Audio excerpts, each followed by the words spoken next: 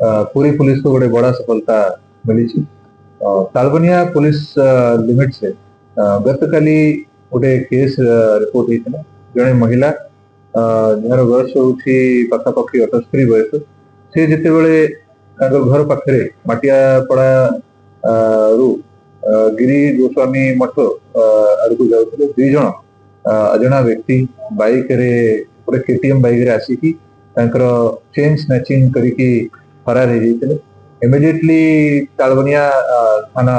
IAC खबर पाई 112 रे जिते बड़े इनफॉरमेशन मिला खबर पाई स्पॉट को पहुंचले जो डिस्क्रिप्शन थिला डिस्क्रिप्शन को आमर जिते भी पीसीआर अच्छी जिते भी थाना अच्छी समस्त को से इनफॉरमेशन दिया बाइक और दुई जन अजना व्यक्ति विषय आमको इनफॉरमेशन मिलला कि एमती यही डिस्क्रिप्शन किसी व्यक्ति एनएच उपरे भुवनेश्वर आड़ को जाऊँ एक्टिवली सत्यवादी पुलिस तरफ चेस कराला पिपली पुलिस फाइनली इंटरसेप्ट करके धरिबार सक्षम होते जिते बड़े चेस होता से समय से बाइक चालक जो अच्छी से आउ जड़े वृद्ध व्यक्ति को एक्सीडेंट कर देते जिते बड़े से धरा है जना पड़ा कि ये माने दुई जन अंतरराज्य लुटेरा अच्छा एमाने गोटे नुआ प्रकार क्राइम करुँचे दुई जन जाक बिहार रे मूल निवास अच्छी दिल्ली रे एमाने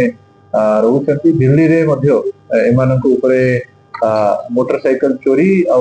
चेन स्नैचिंग मामला आगु रही जहाँ हमको जना पड़ी एमाने दिल्ली रु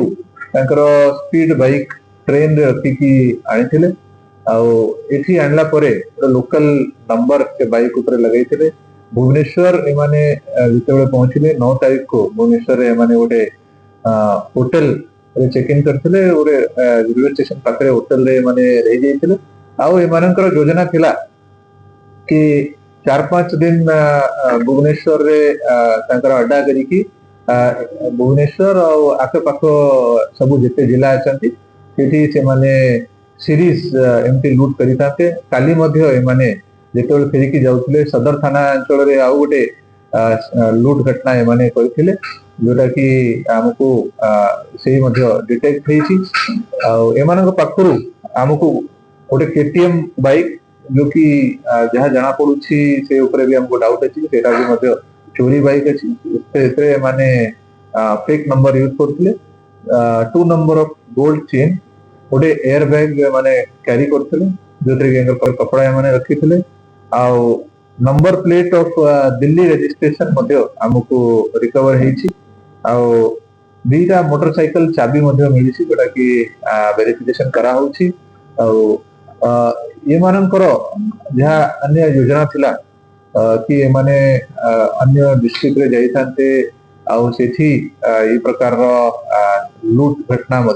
एमाने करिथांते 4-5 दिन रही ये सब जिते लुटर सामग्री अच्छी पुणी दिल्ली को एमाने पलई थांते। तालबनिया पुलिस स्टेशन केस नंबर 83 जोटा कि 309+6 बीएनएस रे रजिस्टर कराई अरेस्ट करिकी वर्तमान फॉरवर्ड करते। एई वीडियोटी आपनको केमिति लागिला कमेंट करि जणांतु। धरित्री लाइव रो यूट्यूब एवं फेसबुक चैनल को सब्सक्राइब करंतु। अधिक खबर पई लॉगिन करंतु www.dharitri.com।